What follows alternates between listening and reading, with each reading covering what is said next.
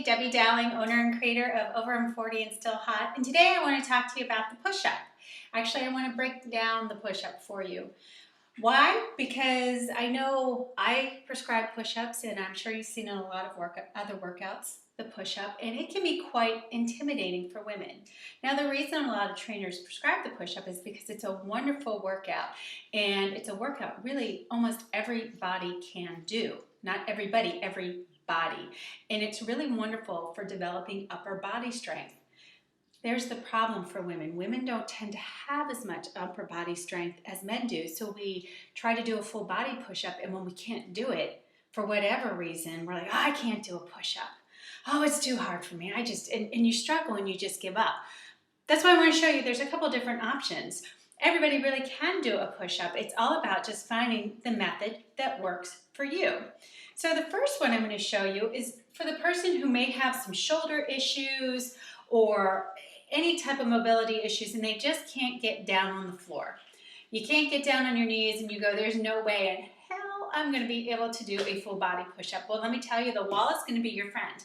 And you can use any wall in your house, a wall in a park, it doesn't matter. You just need a smooth surface that's wide enough for you to place your hands.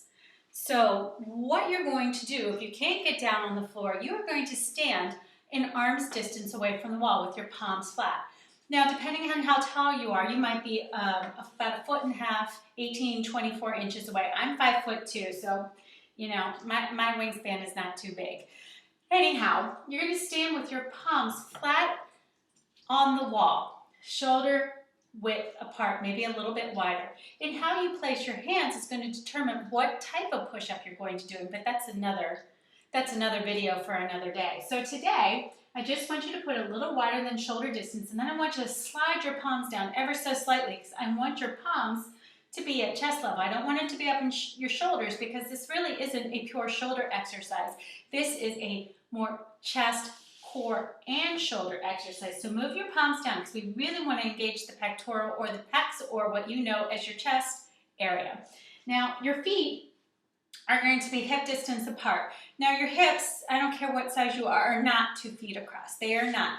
You're probably going to have about 8 inches between your ankles, and that should be about right, 2 fist distance. That's it. And all you're going to do at this point is you're going to bend your elbows, and you're going to bring your chest just like this, and your nose towards the wall. And then you're going to use your palms in your chest, and you're going to press away. See how I allow my fingertips to lift up and off the wall? You can do that too. And I do that because it encourages me to use my palms. When I put my fingers there, I tend to press into my fingers. So I like to use my palms. And then you take it down again, nose to the wall, and press away. Now let's pretend you can't get that close to the wall. For whatever reason, you can only take it a few inches. Take it to the level of where you're at. Okay? But if you have the strength, take your nose down to the wall. Now you can progress this and make it more difficult for you against the wall by walking your feet back. Now my feet at this point are probably about 3 feet from the wall. They're still hip distance apart, and my palms have not changed position. So because I have angled my feet out, my chest is now lower. So I want you to slide your palms down a little bit lower as well to compensate for that. And it's the same move. You're going to lean forward, and your heels will rise up as you lean forward. Come down, bring your nose to the wall, and press away. And when you do it with your heels further back, you're going to feel, oh, it's harder. That's because you've changed the weight distribution of your body. And you're putting more weight into your upper body as you do that push-up. So it's a little bit tougher. So you see how you can progress that. Take it down and press away. Now when you shift to this from going standing up straight and tall to this one where you're at an angle, don't feel like you have to take your nose down to the wall right away. You can only take it down part way. That's fine. Meet your body where it is, and as long as you meet your body where it is and consistently work on it, you're going to be able to progress. Okay, we're moving on. Level 2. This is the one, it's called the girly push-up for a lot of people, and it's not the girly push-up. You just see more women doing it. It doesn't make it any less of a challenge. So get over all those labels and get over all that crap. Meet your body where it is. You'll hear me say that a lot over and over in what I and all the things that I do, meet your body where it is. That's because I'm a firm believer in meeting your body where it is. If you try to do too much too soon, or to do things that you know don't work for your body, you're going to hurt yourself. And when you hurt yourself, you put yourself out of commission and you don't work out. And you've totally defeated the whole purpose of you working out in the first place. So meet your body where it is. Everybody is totally, totally different. We all have different issues. We all have different balance issues. We all have different alignment issues. We all have different muscle issues. So what one modification might work for one person might not work for you, and vice versa. So play around with it and see what works best. That's why I'm breaking down these push-ups so you can really see the different options that are out there and try them out and see which one meets you where you are right now. So level 2. In this one, you're going to be on your knees, just like this. Now, my hands are a little bit wider than shoulder distance apart. See how I'm putting my palms nice and flat.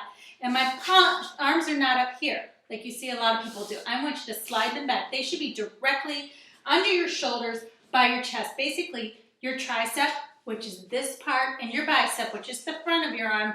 Tricep is the back, bicep is in the front. Should be very, very close to your chest, okay? As long as you can feel them right by your chest, you'll be okay. Your knees are bent. Excuse my hair there. Your knees are bent. Now, when you're on your knees for this position, you're not on the top of your knees. When you're on the top of your knees, it makes your butt go up, and that's not where I want you to be. You're going to be in a long line like this. Now, don't let yourself sag. See how my back arch there? That's not working for you either. You're putting all that stress on your low back. You have to pull your belly in. Now, you can see one of the reasons why this is such a prescribed exercise, because you see how many different things you're working on. You can feel it in your arms. You can feel it in your shoulders, in your chest, in your core. And your low back is pulled in, so it's your stomach is pulled in, so your low back is protected. If you've got your knees, you can even engage your glutes in this, so you really can get a good workout. So keeping that belly pulled in nice and tight, and I want you to lower yourself down. Elbows can come out to the side. Take yourself down, nose, and push up. Again, nose down to the mat and push up. Do not be discouraged if you cannot get your nose all the way down to the mat. Let's say you're only able to get down a couple inches. That's fine. That's fine. Every time you do it, you're going to get a little bit stronger and be able to do a little bit more. So, down and up. But let's say you get to the point where you need a little bit more challenge. You're not ready for the full body, but you need a little bit more. I want you to widen your knees. So your knees are wide, your toes are together. So it looks, if you were looking back, it looks like you've got a triangle between your thighs. Okay? So what this does, and I want you to pull your heels in towards your butt. Again, we've just changed the weight distribution of your body a bit. So you're put more weight into that upper body. So you've made that push-up even more difficult. And that's how you can progress a level 2. Hey there, now it's time for level 3, Full Monty, the full body push-up. Now, I'm going to be honest with you. Most days I can do the full body push-up. Some days I can't. I have a tweaky left shoulder, and sometimes it bothers me, and I have to revert back, and I have to go back to a level 2. And occasionally, if it gets really bad, and I haven't had to do this for a while, it's a level 1. So take that to heart. I make modifications for myself too. It's all about options and understanding what's going on with your body. And the more you work out, the more you're going to be able to figure out where you should back off and where you can add on. So let's show you level 3, the full body push-up. So in the last one, option 2, we were right here. Long lean line, tummy's pulled in, so we're supporting our lower back. Palms are directly underneath our shoulders, and we have this nice long line. But now I want to add a little bit more. So my toes come down. Let me slide up a little bit here so maybe you can see more of me in the frame. So my toes come down and I lift up. So now I'm in this really, really long lean line. My tummy's pulled in nice and tight. Now see, when I don't, I sag down like this. I want to keep myself pulled up nice and tight. My belly's doing some of the work. As I said before, this is a core workout. So you're going to pull that belly in nice and tight. And now you're going to take it down to the mat, nose to the mat, and push it up. Again, nose goes down to the mat and push it up. nose goes down to the mat and push it up. And that, my friends, is a full level 3. Now we could do some add-ons from there, but I think that's enough for now. We'll save that one for another video too when you're ready for more of a challenge. Until then, I hope you enjoyed this series and play with it, and I hope you find the push-up that really works for you and meets your body where it is. Have a great day.